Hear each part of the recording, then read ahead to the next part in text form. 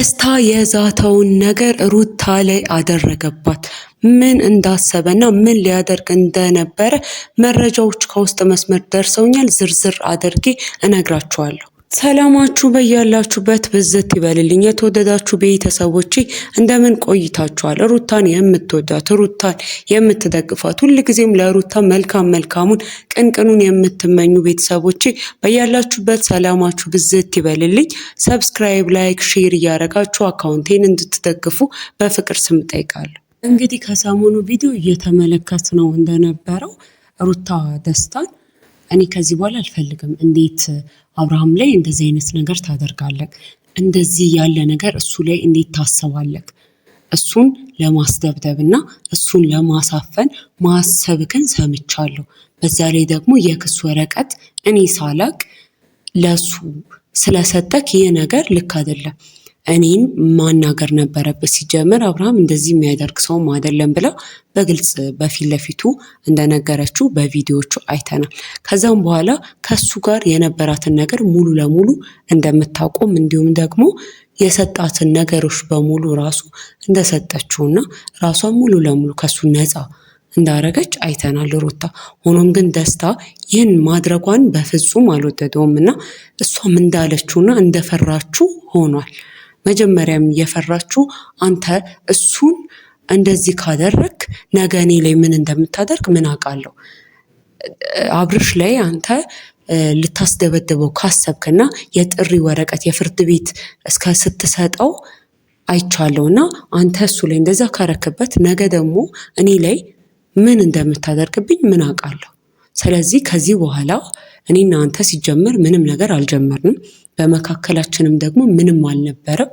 ስለዚህ ይበቃናል። ከዚህ በኋላ ምንም ማየትም አንተን ማናገርም አልፈልግም። እባክህ ውጣ ብላ ቤቷ ሲመጣ እንደዚህ ጠርታው እንዲያወሩ ጠርታው ከዛም በኋላ እንደዚህ አድርጋ ስታስወጣው አይተናል።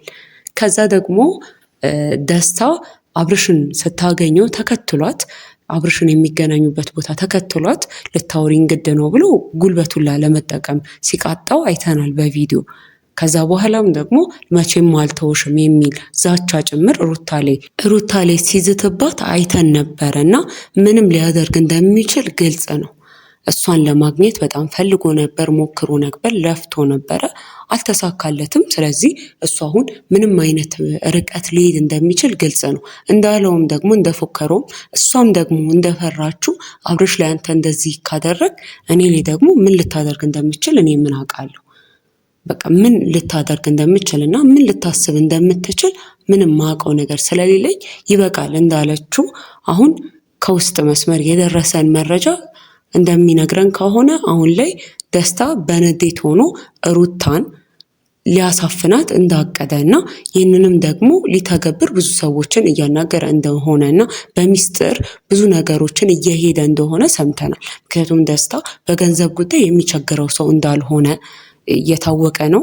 ከውጭም የመጣ ሰው ስለሆነ ገንዘብ ላይ ምንም የሚቸግረው ነገር የለምና በገንዘብ ሰዎችን ቀጥሮ ሩታን ለማስያዝ ምክንያቱም መቼም ሊተዋት አልፈለገም። በዛ ላይ ደግሞ አብርሽ ጋር ፉክክር ውስጥም ገብቶ ስለነበር ለሱ እሷን መተው መሸነፍ ነው ወይም ደግሞ አብርሽን እንዳሸነፈው አድርጎ ነው የሚቆጥረውና ሩታን ሊያሳፍናት እያቀደ እንደሆነ ሰምተናል። ብዙዎችም ደግሞ በውስጥ መስመር ይህንን ማድረግ ማሰቡ የሚገርም ነገር አይደለም። ምክንያቱም ደግሞ በፊት ለፊቷ እኮ ተናግሯት ነበረ። በፊት ለፊቷ እኔ አልለቅሽም እስከ ማለት የደረሰ ሰው መቼም ቢሆን ምን ሊያደርግ እንደነበር፣ በተለይ ወንድ ልጅ ነው። ወንድ ልጅ ሆኖ ደግሞ እንደዚህ በቀላሉ የሆነ ነገርን ሳያገኝ መተውን ያናደዋል። በዛ ላይ ፉክክር ውስጥ በገባበት ሰዓት ደግሞ እንደዚህ በቀላሉ ሊተዋት እንደማይችል ግልጽ ነውና ሩታ በጣም ልትጠነቀቅ ይገባታል ብሏል። ሌሎችም እንግዲህ ያደረሱኝን መረጃ ነው የምነግራችሁ። ሩታን ብትሆን ጥፋተኛ ናት። ምክንያቱም ደግሞ አጉል የሆነ ተስፋ ሰጥተው ነበረ አብርሽን ለማስቀናት ስትል ከአብርሽ ጋር የነበራትን ነገር ልክ አብርሽ ከሄርሜላ ጋር ሲሆን እሷ ደግሞ ብቻዋን ስለነበረች አብርሽን ለማስቀናት ስትል ደስታን ይሁን የማይሆን ተስፋ ሰጥተው ነበር። እቤቷ ሲመጣ ትቀበለው ነበር። እቤቷ ሲመጣ መቀበሏን ብቻ አይደለም፣ አንድ ሰው የሆነ ሰው ስጦታ ሲሰጠው በተለይ ደግሞ የሱ ፍላጎትን በግልጽ ታውቀዋለች። ምን እንደሚፈልግ ታውቃለች። ከእሷ ፈልጎ የመጣው እኔ ከዚህ ህይወት አወጣሻለሁ፣ ካለሽበት ስቃይ አወጣሻለሁ፣ ከነ ልጅሽ ተቀብዬ ውጪ ድረስ አብረን ሄደን እንኖራለን እያለ በግልጽ ፍላጎቱን አሳይቶ ተናግሮ የመጣ ሰው ነው ደስታ። እና እንደዚህ አይነት ሰው ሆኖ ሩታ ስጦታ ሲሰጣት የእሱን ስጦታ መቀበሏ በራሱ እሱን እንደፈለገችው እንዲያስብ ያደርገዋል። ይሄ ደግሞ ግዴታ ነው። የሆነን ሰው የማንፈልገውን ሰው ከህይወታችን አንቀበልም። በግድ ፍላጎትን ማሳየት የለብንም ሰው ላይ። እሷ ግን ፍላጎት አሳይታለች፣ ወይም ደግሞ ፍላጎት ባይኖራት እንኳን የሚያደርግላትን ነገር ተቀብላለች። ስለዚህ ይህ ነገር ልክ አልነበረም። ወይም ደግሞ ከመጀመሪያው መቋጨት ትችል ነበር። ገና መጀመሪያው ወንድሟና ፈረንጁ ቤት ውስጥ ይዞት ሲመጣ ያኔ በቃ አይሆንም ብላ ድጋሚ መመለስ ትችል ነበር። እሱንም ወደ መጣበት እንዲመለስ ለኔ ብለህ ጊዜህንም አታቃጥል፣ የማይሆን ነገር ላይ ጊዜ አትፍጅ ብላ መመለስ ትችል ነበር።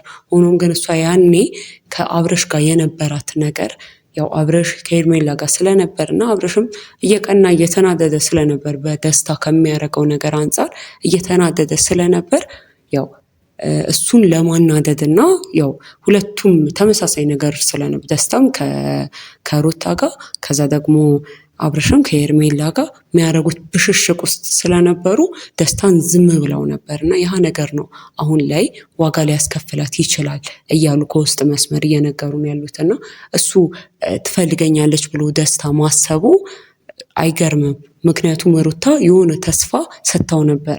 እቤት በፍቅር የሚፈልጋትን ሰው እቤቷ መቀበል፣ ከዛ አብረው መብላት፣ ቁጭ በል ማለት፣ ስጦታ ሲያመጣ መቀበል፣ እነዚህ ነገሮች ማቀፍ ምናምን፣ እነዚህ አይነት ነገሮች እነዚህ አይነት ስሜቶችም ጭምር ይህን ሰው በቃ ተቀብላኛለች የሚለውን ፊል እንዲያደርግ ያደርገዋል። ስለዚህ እዚህ ላይ ሩታ ተሳስታለች። ወንድ ልጅ ነውና ወንድ ልጅ ደግሞ የሚያስበው ነገር ግልጽ ነው። ስለዚህ እዚህ ላይ ሩታ እዚህ ጋር ጥፋተኛ ናት ብለውም ደግሞ የነገሩን አሉ በውስጥ መስመር። ሆኖም ግን አሁን ላይ እልህ የያዘው ሰው ምን እንደሚያደርግና ምን ሊያደርግ እንደሚችል አይታወቅምና ስለዚህ ሩታ በጣም መጠንቀቅ አለባት። ለእሷ ብቻ አይደለም ለልጇም ስትል መጠንቀቅ አለባት። ይህ ደግሞ የእሷና የልጇ ነገር አብረሽንም በጣም ይነካዋልና አብረሽም ቢሆን አሁን ላይ ሚስቱንና ልጁን የመጠበቅ ግዴታ አለበት። ሚስቱና ልጁ ናቸው። አንድ ነገር ሩታ ብትሆን ልጃቸው ይጎዳል። ስለዚህ ይህን ሩታ አንድ ነገር መሆኗን አብረሽም ደግሞ አይፈልገውም። ስለዚህ አብረሽ ልጁና ሚስቱን የመጠበቂያው ሰዓት ነው። ምክንያቱም ደስታ በምንም አይነት ሰዓት ምን እንደሚያደርግ አይታወቅም። የተናቀ ነው እንግዲህ የሆነ ነገር ሲፈጥር የምናየው። ስለዚህ ማንንም መናቅ አይቻልም እና ሩታ በጣም ልትጠነቀቅ ይገባታል የሚል መረጃ የሚል መልእክቶች ከውስጥ መስመር ደርሰውናል። እኔም ይሄንን የሰማሁትን ወደ እናንተ አደረስኩላችሁ። ቤተሰቦቼ ሰብስክራይብ ማድረግ አይረሳ፣ ላይክ ሼር ማድረግ አይረሳ። ሰላም ቆዩኝ።